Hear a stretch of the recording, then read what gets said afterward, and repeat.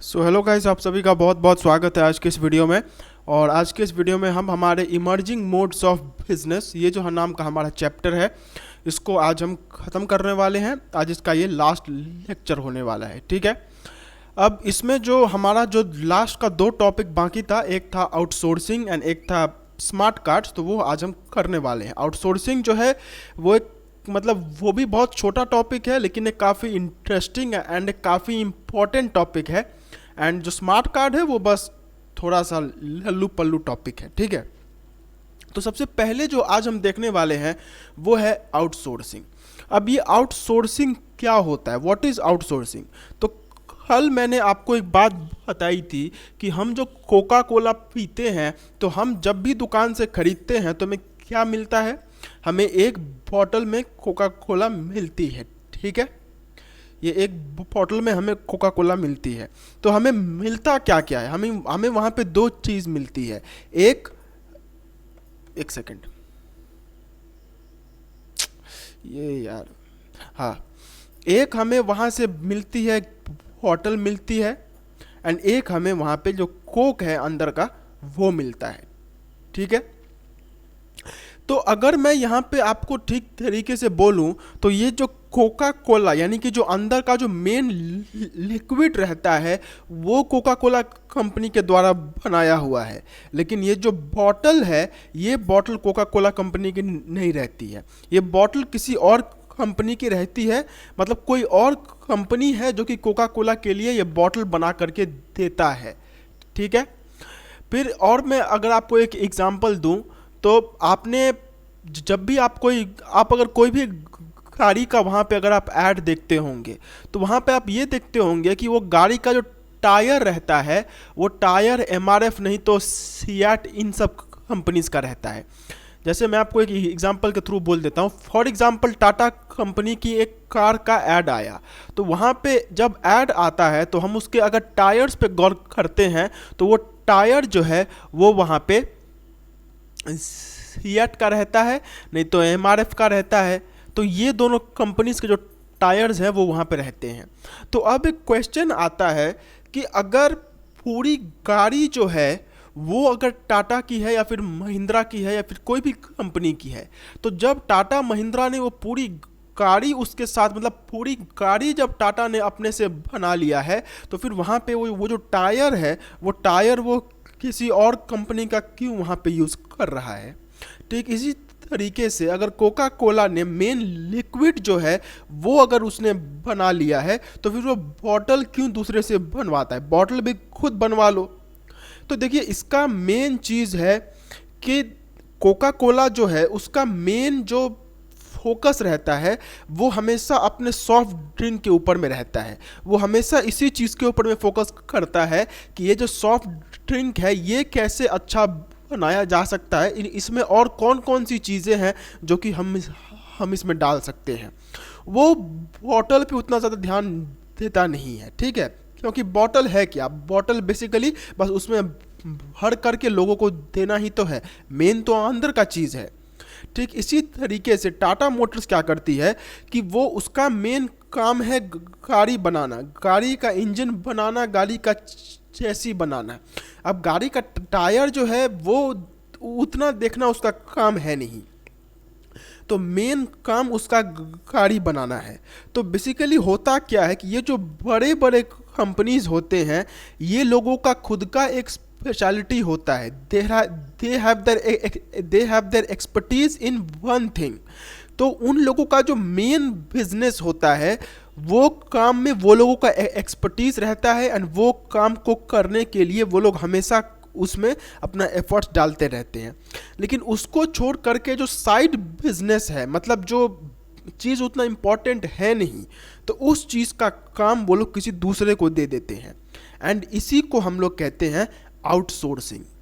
मतलब जब अपना काम जो कि उतना इम्पॉर्टेंट है नहीं, वो किसी और के थ्रू भी हो सकता है, तो वो काम जब किसी दूसरे को करने के लिए दे दिया जाता है तो इसे ही हम लोग आउटसोर्सिंग कहते हैं। एंड ये क्यों किया जाता है, क्योंकि भाई पहली बात कि कोका कोला कंपनी जो है वो अपने जो मेन उसका सॉफ्ट ड्रिंक है, अंदर का जो काला रंग का पानी होता है, वो उसके ऊपर में ध्यान देना ज़्यादा उसे अच्छा लगता है। अब बॉटल के ऊपर में वो उतना ध्यान देती नहीं है, तो इसीलिए वो ये बॉटल बनाने का काम किसी और को दे देती है।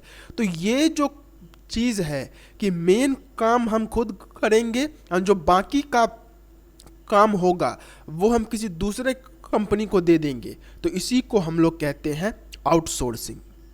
ठीक है।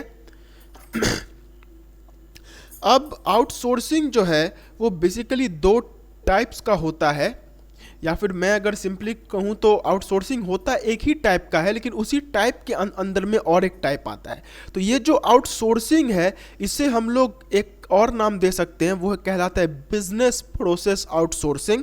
एंड इसी बिजनेस प्रोसेस आउटसोर्सिंग के अंदर में एक चीज़ आता है जिसे हम लोग कहते हैं नॉलेज प्रोसेस आउटसोर्सिंग। तो आउटसोर्सिंग का मतलब क्या होता है कि अपना जो मेन काम है वो खुद करना, एंड जो साइड का काम है वो किसी दूसरे को दे देना। एंड इसी के अंदर में इसी का दूसरा नाम होता है बिजनेस प्रोसेस आउटसोर्सिंग। मतलब बिजनेस का जो एक्टिविटीज़ उतना इंपॉर्टेंट है नहीं वो किसी दूसरे को दे देना। एंड उसी बिजनेस प्रोसेस आउटसोर्सिंग के अंदर में आता है नॉलेज प्रोसेस आउटसोर्सिंग, मतलब जो कि बिजनेस प्रोसेस आउटसोर्सिंग का ही एक बेसिकली टाइप है। ठीक है। अब क्या है हम यहाँ पे देखते हैं। तो business process outsourcing is nothing but just outsourcing. Outsourcing का ही दूसरा नाम बिजनेस प्रोसेस आउटसोर्सिंग है। ठीक है। तो ये होता क्या, ये तो हम ऑलरेडी जान चुके हैं कि जो काम उतना इंपॉर्टेंट है नहीं उसको किसी दूसरे के थ्रू करवाना। अब इसको थोड़ा इसका कंसेप्ट समझ लेते हैं। Many activities have to be performed for the successful conduct of business like production, buying, selling, advertising, etc.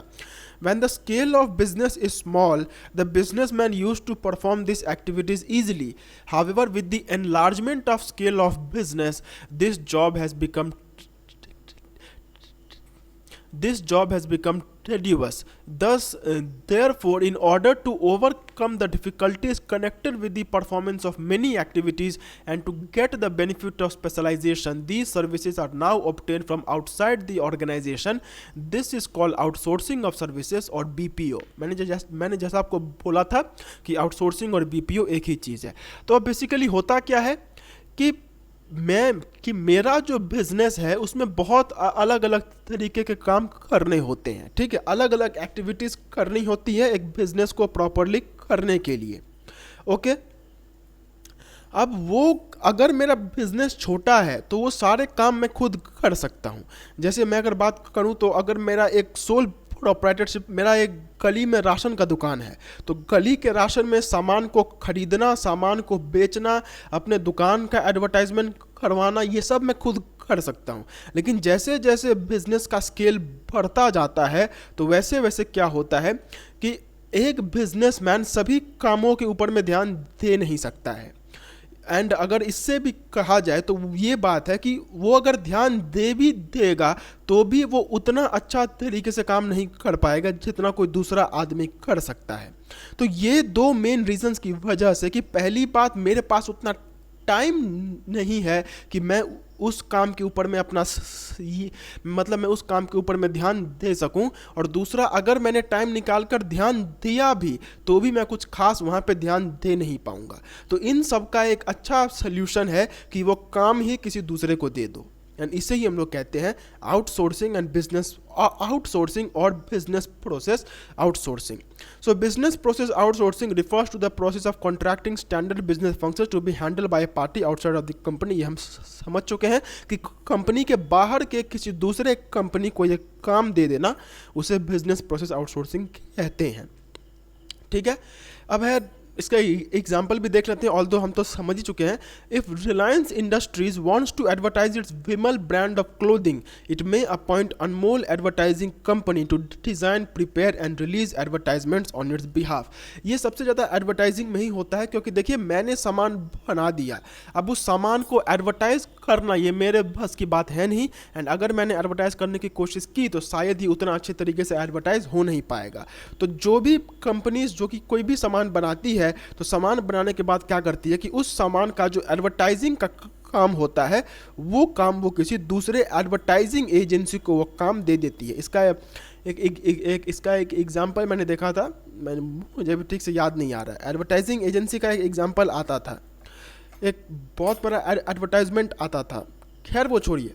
तो आउटसोर्सिंग क्या है ये आपको समझ में आया, एंड बीपीओ क्या है ये आपको समझ में आया। दोनों तो वैसे एक ही चीज़ है, ठीक है। अब बात आती है कि बिजनेस प्रोसेस आउटसोर्सिंग, या फिर सिंपली लैंग्वेज में अगर कहा जाए तो आउटसोर्सिंग किया क्यों जाता है, व्हाई इज आउटसोर्सिंग डन। तो सबसे पहला वाला जो है वो ये है, obtaining good quality service. If a company attempts to perform all the activities itself, there is very possibility of quality of services being affected adversely. In order to avoid this difficulty, the need for obtaining services from outside is felt. मैं अगर वो काम करने जाऊंगा तो मेरे से वो काम उतना अच्छे से हो नहीं पाएगा। जैसे हमने कहा कि रिलायंस कंपनी जो है उसका मेन काम है टेलीकॉम सर्विसेज देना, ठीक है। लेकिन अब टेलीकॉम सर्विसेज में जो उसका जियो है उसका एडवर्टाइजिंग कैसे होगा, ये काम शायद उसको उतने अच्छे से करना ना आता हो, तो इसी के लिए वो किसी दूसरे कंपनी को एडवर्टाइजिंग का काम दे देती है।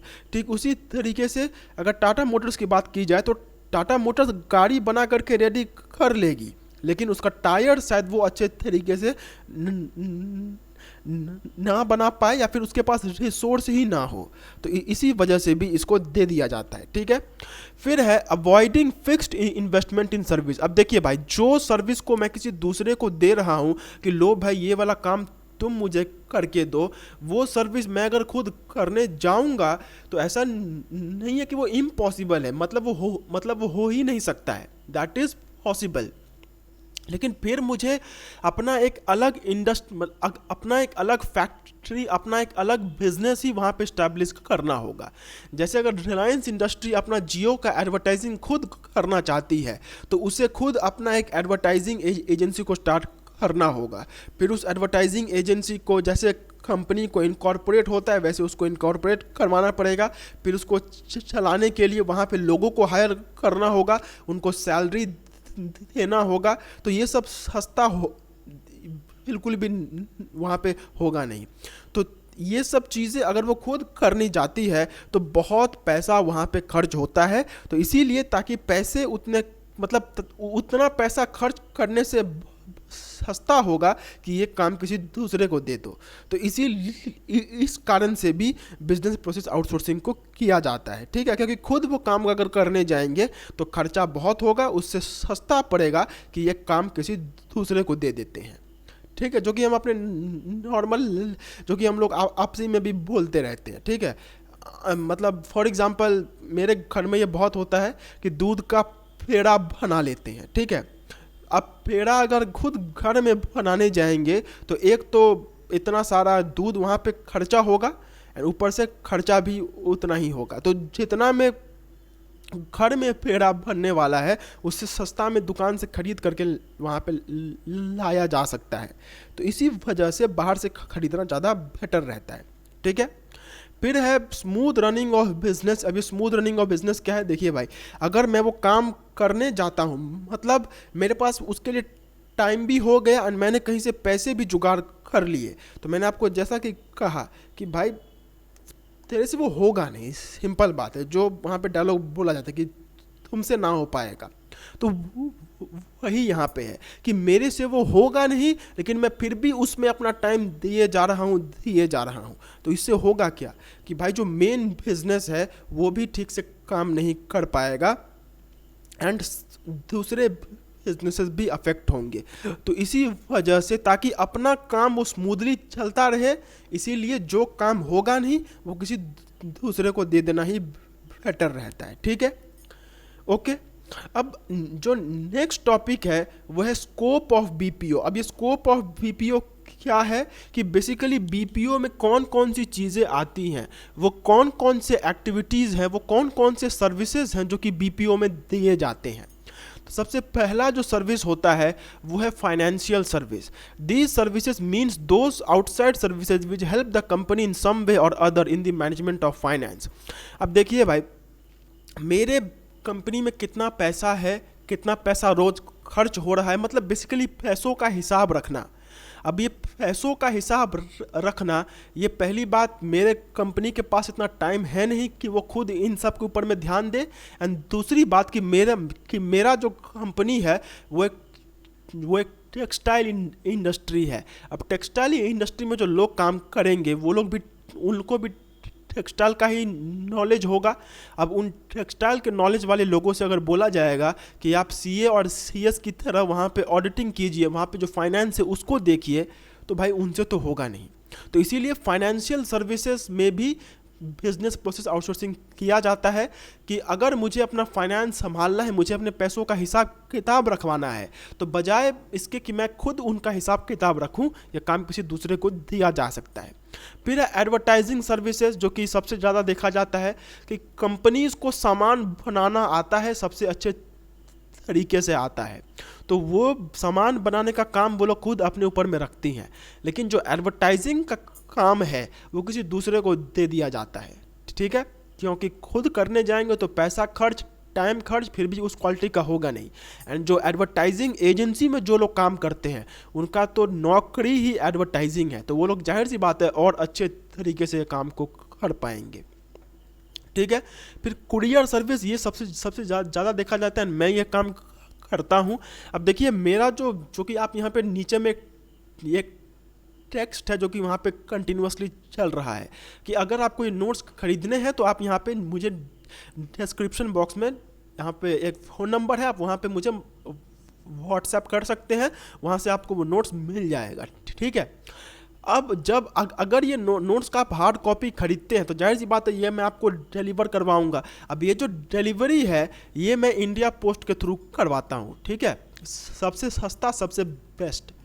अब ये इंडिया पोस्ट जो है, मैं इसको अपना एक काम दे रहा हूँ, मेरा सामान यहाँ पे रेडी है, उसको अपने कस्टमर तक पहुँचाना है। अब मैं अगर खुद अपना एक कुरियर सर्विस वहाँ पे इस्टेब्लिश करने जाऊँगा तो आप खुद सोच सकते हैं कितना खर्चा, कितना टाइम, कितना रिसोर्स उसमें लगने वाला है। एक कुरियर सर्विस खुद का बनाना, उसमें कितना कुछ वहाँ पे होने वाला है, तो उससे बेटर है उतना कुछ ताम झाम में भरने का ही नहीं है, इंडिया पोस्ट के पास जाओ, वहाँ पे सस्ते में काम हो जाएगा, तो फिर और क्या चाहिए। तो कुरियर सर्विस में भी ये बहुत ज़्यादा यूज़ होता है, यहाँ तक कि आप अमेज़ॉन या फिर फ्लिपकार्ट कहीं से भी सामान खरीदते हैं तो अगर मैक्सिमम केसेस में वहाँ पे या तो इंडिया पोस्ट या फिर डिलीवरी या फिर पोर्टर अभी नया खुला है, तो इन सब के थ्रू आपका सामान आता है। जो कंपनी आपको देती है, मतलब जिस कंपनी का आप सामान खरीदते हैं, जैसे मैं अगर एलजी कंपनी का सामान खरीदूंगा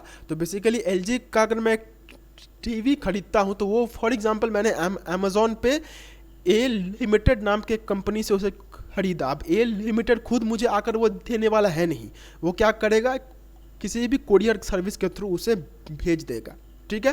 एंड उसके बाद customer support service, these services means delivering goods to consumers and to give after sale services also, generally the manufacturers of TV, fridge etcetera, AC etcetera use the services.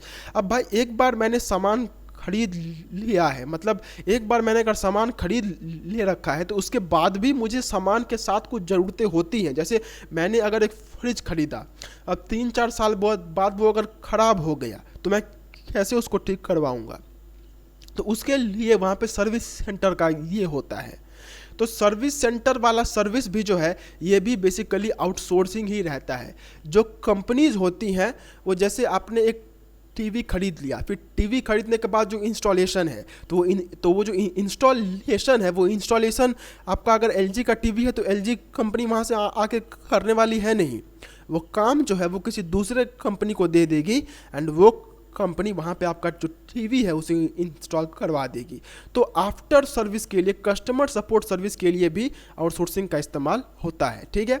अब आप यहाँ पे question बोल सकते हैं कि सर वो जो टीवी इंस्टॉल करने आएगा उसका अगर उसने शर्ट पहना होगा तो वहाँ पे एलजी लिखा होगा, ठीक है, एलजी लिखा हुआ है, बेसिकली वो काम तो एलजी के अंदर में ही कर रहा है, ठीक है, लेकिन वो जो काम है वो खुद एलजी नहीं कर रही है। एलजी का अपना कोई डिपार्टमेंट है नहीं जो कि वो आपको घर पे टीवी आ करके लेके दे रहा है, आपको टीवी का इंस्टॉलेशन जो हो रहा है वो एलजी खुद वहाँ पे नहीं कर रहा है, उसके लिए उसने कोई दूसरे कंपनी को वहाँ पे दे करके रखा हुआ है। तो भले ही वो आप अगर, तो ये तो अब ये तो ऑब्वियस बात है, वो अगर आपके लिए कोई एलजी का टीवी आपने खरीदा है तो वो तो एलजी का तो अपना वो लोगो अपने शर्ट पे तो वो पहनेगा ही, क्योंकि वो तो बेसिकली वो काम एलजी के लिए ही कर रहा है, लेकिन वो डायरेक्टली एलजी का एम्प्लॉय नहीं है, वो किसी दूसरे कंपनी का एम्प्लॉय है, एंड वो कंपनी को एलजी ने अपना काम वहाँ पे दे करके रखा हुआ है। ठीक है, अब जो अगला वाला है वो है केपीओ। अब ये जो केपीओ है ये भी बेसिकली एक आउटसोर्सिंग ही है, लेकिन ये बीपीओ का एक एडवांस्ड वर्जन है। मतलब बीपीओ जब थोड़ा सा एडवांस हो जाता है तो उसे केपीओ कहते हैं।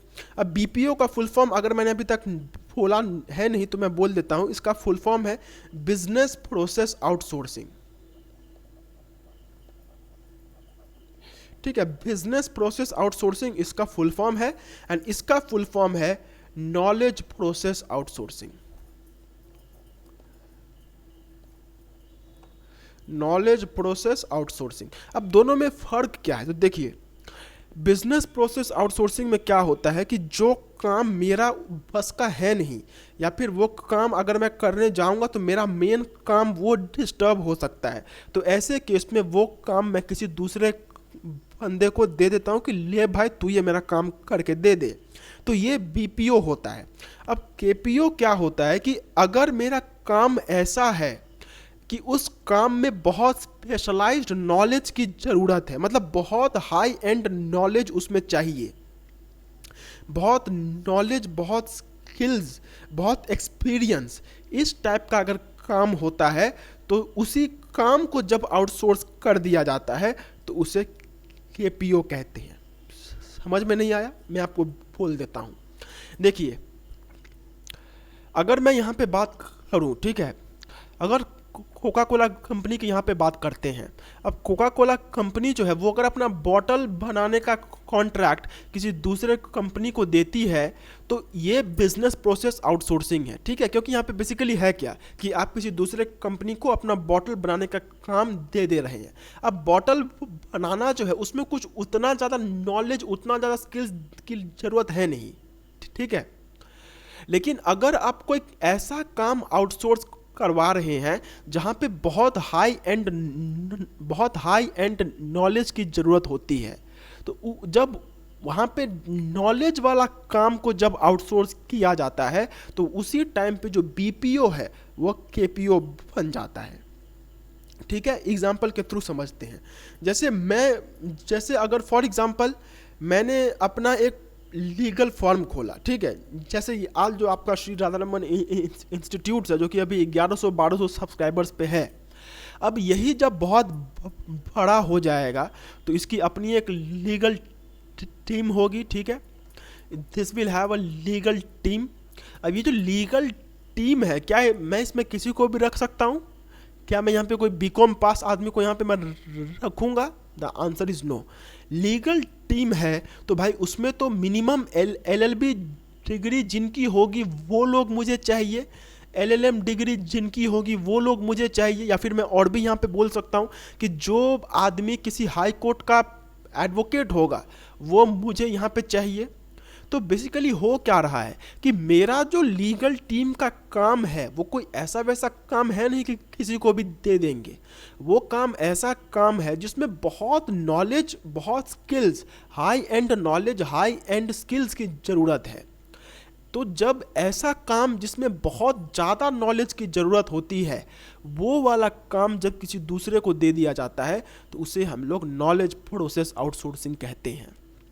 बेसिकली ये भी बिजनेस प्रोसेस आउटसोर्सिंग ही है, क्योंकि मैं अपना बिजनेस का ही एक पार्ट जो है वो किसी दूसरे को दे रहा हूँ कि तू ये काम मेरे को करके दे।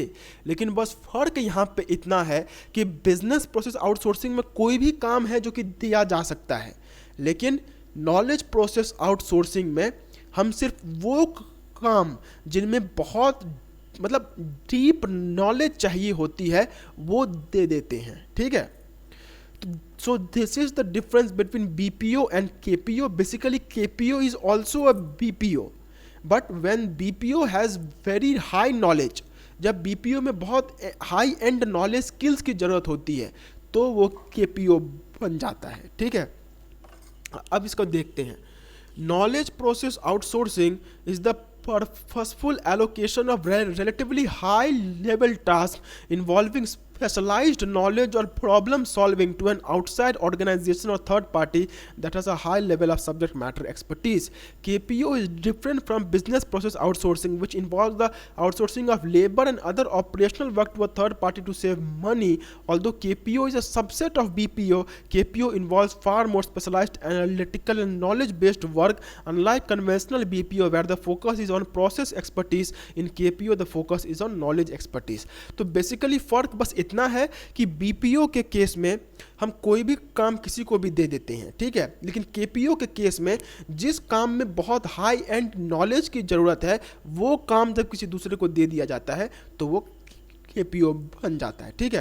ये तो मैंने आपको लीगल डिपार्टमेंट का बोल दिया। अब अगर मैं यहाँ पे ऑडिट डिपार्टमेंट के बारे में बात करता हूँ कि श्री राधारमण इंस्टीट्यूट्स के अकाउंट्स को ऑडिट करना है। अब ऑडिट अगर करना है तो इसके लिए मुझे CA की ज़रूरत है। अब ये जो CA है ये क्या कोई भी हो सकता है?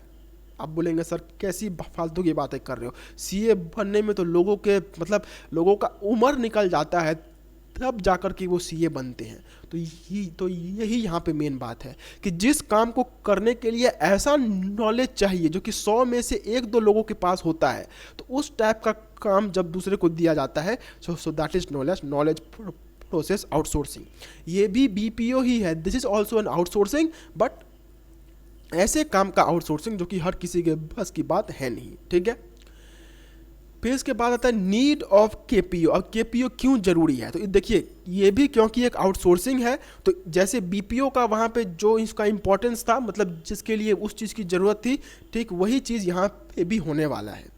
Companies utilize KPO when they are looking for specialized knowledge and expertise where that knowledge base or skills cannot be found in house। अब वो उस टाइप का नॉलेजेबल आदमी जो है वो मेरे यहाँ पे है नहीं, I don't have that person, उस टाइम पे मैं वो काम किसी दूसरे को दूंगा। मतलब आप बोलेंगे सर बात तो वही है। देखिए बात तो बस डिफरेंस क्या है, BPO में जब हाई एंड नॉलेज हो जाता है तो वो KPO हो जाता है, तो इससे उनका जो मेन जो कैरेक्टरिस्टिक है वो तो वैसा ही है, तो इसका जो नीड है वो भी वैसा ही होगा कि जब जिन कंपनीज को अपना काम किसी दूसरे को देना है, अगर उनके पास वैसा नॉलेजेबल आदमी है नहीं या फिर उतना नॉलेज है नहीं, तो उस केस में वो काम किसी दूसरे को दे देते हैं, ठीक है। फिर है however companies that engage in KPO offshore also typically do so in order to reduce cost by hiring skilled workers, engineering lower wages in another location instead of hiring one directly as an employee. Ideally companies look to KPO to simultaneously obtain a high skilled workforce at a lower cost। मतलब और एक reason है कि भाई देखिए अगर मैं खुद यहाँ पे CA को रखता हूँ तो पहली बात CA को रखने के लिए वहाँ पे CA अकेले काम नहीं करता है, CA के अंदर में और भी लोग काम करते हैं, ठीक है, तो मुझे उनको भी वहाँ पे रखना होगा। अब एक CA का सैलरी महीने का 2 लाख 3 लाख रुपया हो सकता है, उसके साथ उसके जो साथ में जो लोग काम करेंगे उनका सैलरी, तो उतना देने से बढ़िया है कि भाई ये काम मैं किसी दूसरे को दे दूँ। CA का काम करने के लिए ऑडिटिंग फर्म्स होते हैं, CS का काम करने के लिए आपको CS फर्म मिल जाएगा। फिर अगर आप इसके बाद लीगल काम करते हैं तो आपको लॉ फर्म्स मिल जाएंगे, तो खुद वो काम करने से बेटर है कि वो काम किसी दूसरे को दे दिया जाए। फिर the company might look to KPO to determine how to improve efficiency in production so that you can deliver maximum value for the lowest possible total cost. Same बात है कि अगर KPO का काम खुद करने जाएंगे तो खुद अपना जो प्रोडक्शन उस पर ध्यान नहीं दे पाएंगे तो मैक्सिमम प्रोडक्शन होगा नहीं, एंड दूसरी बात है कि वहाँ पे खर्चा भी होगा, तो जाहिर सी बात है कि मैं अभी ज़्यादा खर्चा कर रहा हूँ तो सामान भी मेरा मार्केट में ज़्यादा दाम पे बिकने वाला है, ठीक है। Okay, so these were the reasons, basically same reasons यहाँ पे होने वाले हैं। अब स्कोप क्या है, मतलब KPO में कौन कौन से काम यहाँ पे होते हैं, तो सबसे पहला वाला होता है IPR। अब ये IPR क्या होता है? IPR का फुल फॉर्म है इंटेलेक्चुअल प्रॉपर्टी राइट या फिर इंटेलेक्चुअल प्रॉपर्टी रिसर्च। सिंपल सा बात है, देखिए अगर मैं अपना एक लोगो डिज़ाइन करवाना चाहता हूँ, ठीक है। तो जो लोगो डिज़ाइनिंग का काम होता है वो एक बहुत ही हाई एंड नॉलेजेबल काम होता है, क्योंकि लोगो डिज़ाइन करना कोई ऐसे वैसे आदमी का बस का बात है नहीं कि रास्ते पे गए 2-3 बार अनाउंसमेंट करवा दे कि सुनो सुनो सुनो हम यहाँ पे लोगो बनाने वाले को हायर कर रहे हैं, जिनको ज़रूरत है वो आ जाए। ऐसा नहीं है। नॉलेज के लिए, सॉरी, लोगो बनाने के लिए आपको एक ऐसे आदमी की ज़रूरत होती है जिसको पहली बार ग्राफिक्स आता हो। मतलब आपका जो लोगो है वो कुछ ऐसा होना चाहिए जो कि एकदम आई कैची टाइप का हो, जो कि देखते ही समझ में आ जाए, ठीक है। आपको इस टाइप का लोगो चाहिए। फिर आपका जो लोगो है वो रिजेंबल नहीं होना चाहिए, ठीक है। जैसे अगर एप्पल का लोगो, ये खाया हुआ एप्पल है, ठीक है, ये खाया हुआ एप्पल जो है वो एप्पल का लोगो है। अब मैं यहाँ पे पूरा एप्पल का लोगो नहीं बना सकता हूँ, ठीक है, क्योंकि वो अलाउड है नहीं। तो लोगो डिज़ाइनिंग एक ऐसा काम है जहाँ पे अगर आप एक जेन्युइन लोगो की बात करते हैं। अब ऐसा बहुत होता है, आप अपने यूट्यूब चैनल पे देखते होंगे कि टेक्निकल गुरुजी जैसा लोगो जो है वो मतलब कितने लोगों ने वहाँ पे बना करके रखा हुआ है। तो वो लोगो सब अगर एक तरीके से कहा जाए so that are not valid, ठीक है। आप अगर छोटे मोटे काम कर रहे हैं, ठीक है, वो सब लोगो वहाँ पे मतलब वो सब लोगों उतना मैटर नहीं करता है। बट अगर आप हाई लेवल पे अगर आप बिजनेस करने की बात करते हैं तो उस टाइम पे लोगो डिज़ाइनिंग मतलब क्या बोलते हैं, घास में से सुई निकालने जैसा हो जाता है। तो उस टाइम पे लोगो डिज़ाइनिंग जैसा काम जो है वो किसी दूसरे को दे देना ही बेटर रहता है। फिर आईपीआर की बात होती है, कॉपीराइट, ठीक है। कॉपीराइट का मतलब, अब अगर आपने कोई खाना बनाया है, या फिर मैं अगर लोगों की ही बात करूं, अब ये जो लोगो है ये मैंने अपनी कंपनी के लिए बनाया हुआ है। अब ताकि ये लोगो कोई और ना यूज़ कर ले, और अगर यूज़ कर भी ले तो भी मुझे वहाँ से कुछ मतलब, अगर कोई मेरा लोगो यूज़ करता भी है तो मुझे वहाँ से अपना जो मतलब मैं अगर केस लड़ना चाहूँ तो उससे मुझे कुछ मिल सके, बेसिकली लोगों का सिक्योरिटी। तो वो सब काम भी कोई दूसरा कोई ऐरा गहरा आदमी नहीं कर सकता है, ठीक है। तो इंटेलेक्चुअल प्रॉपर्टी राइट्स का सिंपल मतलब होता है कि लोगो हो गया, फिर कॉपीराइट हो गया, मैंने कोई गाना बनाया हुआ है, अब वो गाना ताकि कोई दूसरा यूज़ ना कर ले तो इसीलिए मैं उसे कॉपीराइट करवा के रखता हूँ। अब ये जो कॉपीराइटिंग का काम है ये सब लोग नहीं कर सकते हैं। तो इंटेलेक्चुअल प्रॉपर्टी राइट्स, पेटेंट का काम मतलब मैंने एक कोई चीज़ बनाई हुई है, ठीक है, अब मुझे उसे पेटेंट करवाना है, मुझे उसे अपने नाम पर रजिस्टर करवाना है, तो वो वाला काम के लिए नॉलेज प्रोसेस आउटसोर्सिंग की ज़रूरत होती है, ठीक है। फिर equity research, business and market analysis. अब एक्विटी रिसर्च का मतलब क्या होता है, देखिए मेरा जो कंपनी है उसका शेयर का कितना दाम होगा ये भी मुझे बहुत सोच समझ करके रखना पड़ता है। अब ये कितना होगा इसके लिए मुझे बहुत research, market research, business research ये सब कुछ करना होता है। तो ये सब कोई आम आदमी नहीं कर सकता है, ठीक है। तो यहाँ पे केपीओ का जरूरत होता है। फिर लीगल एंड मेडिकल सर्विसेज, भाई मुझे अपने कंपनी के लिए लॉयर्स चाहिए। अब लॉयर एक बहुत ही हाई एंड वर्क है, लॉयर कोई नॉर्मल आदमी नहीं बन सकता है। तो वैसे केस में मुझे केपीओ की ज़रूरत होती है। मेडिकल सर्विस, अब मुझे अब तो खैर ये एक रूल हो गया है कि जो भी वहाँ पे कंपनी होगा उसमें एक मतलब क्या बोलते हैं, एक डिस्पेंसरी टाइप का होना चाहिए। तो वो डिस्पेंसरी में मुझे एक डॉक्टर चाहिए, डॉक्टर के साथ उसका 2-3 आदमी चाहिए जो कि उसकी हेल्प करेंगे। तो इसके लिए भी मुझे बहुत हाई एंड नॉलेजेबल लोग चाहिए होते हैं, तो उसके लिए मुझे उसकी ज़रूरत पड़ती है। फिर training, consulting and R&D in area such as biotechnology, pharmaceuticals, design and animation.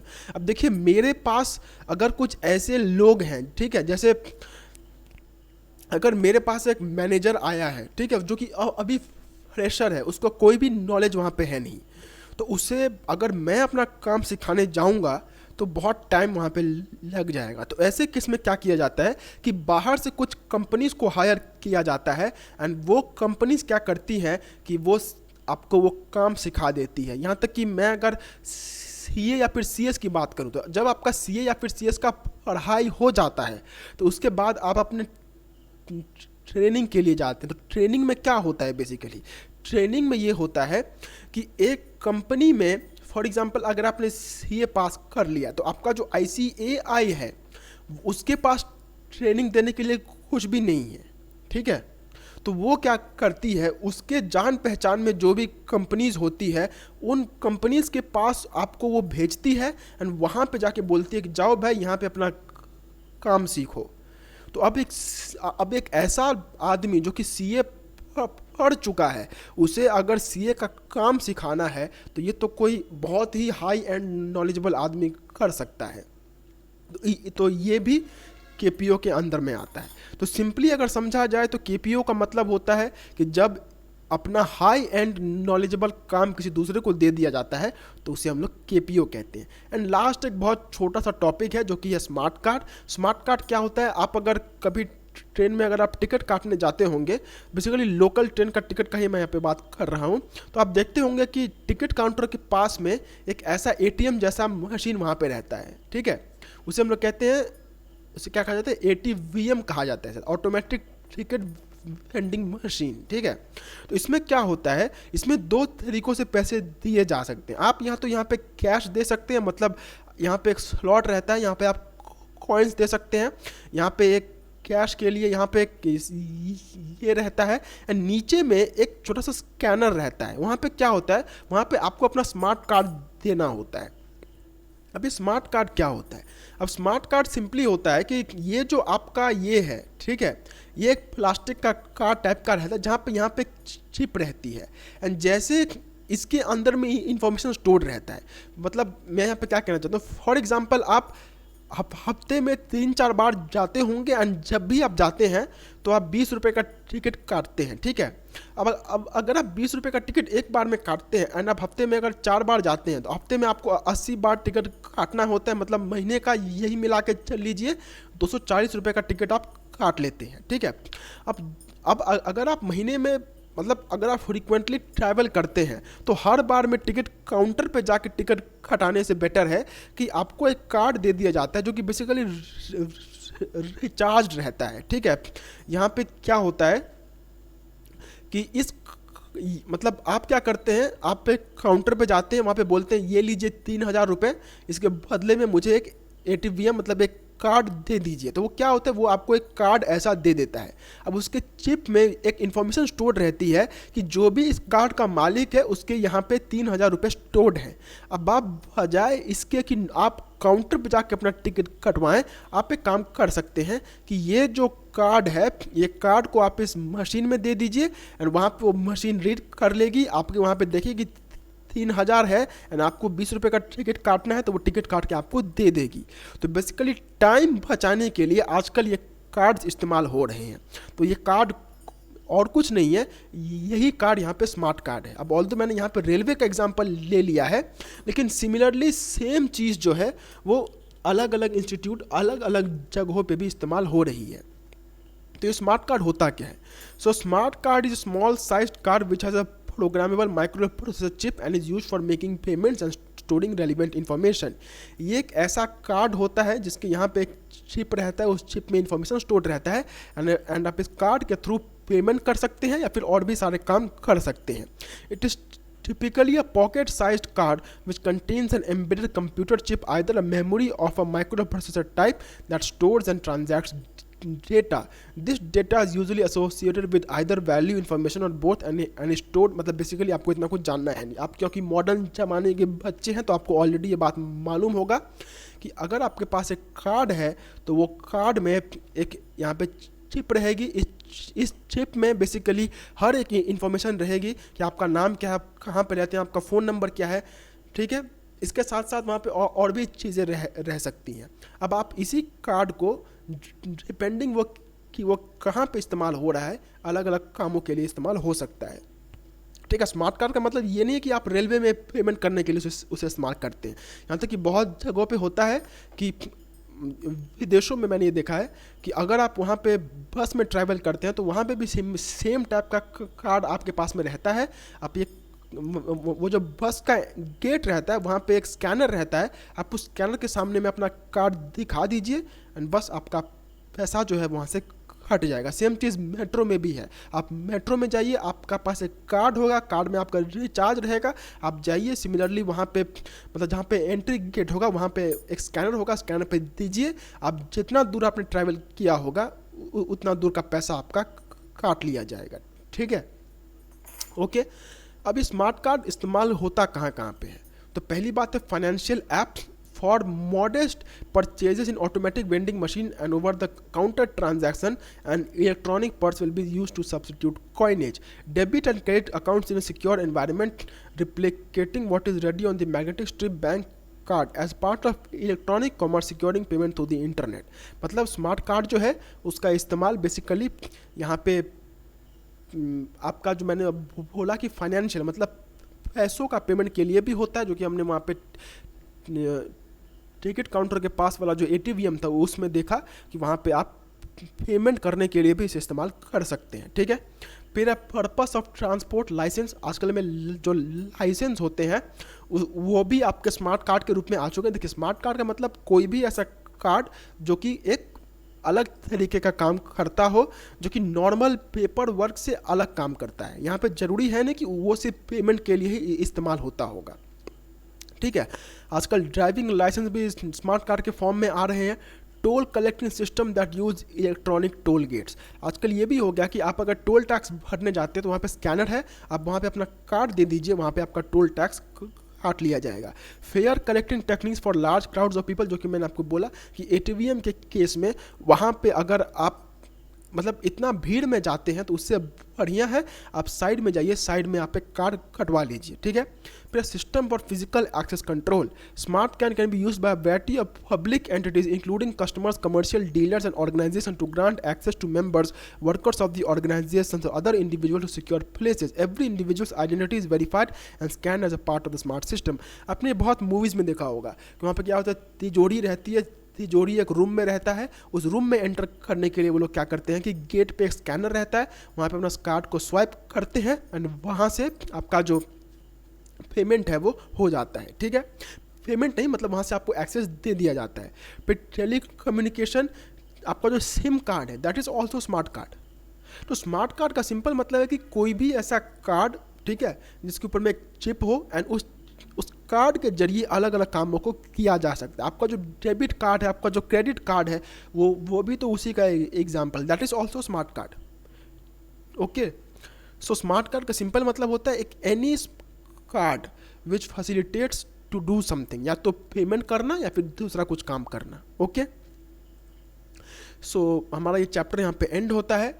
मैंने अगर आप देखेंगे तो 40 मिनट्स का लेक्चर हो चुका है, बट नॉर्मल कोई अगर टीचर होगा तो वो केपीओ बीपीओ में इतना टाइम देता है नहीं, बट मैं यहाँ पे दे रहा हूँ क्योंकि मैं आपको सिंपली बता देता हूँ this is one of the most important topics of your book. ठीक है, ये टॉपिक जो है इसके ऊपर में आपको प्रोजेक्ट वर्क भी करने को दिया जा सकता है।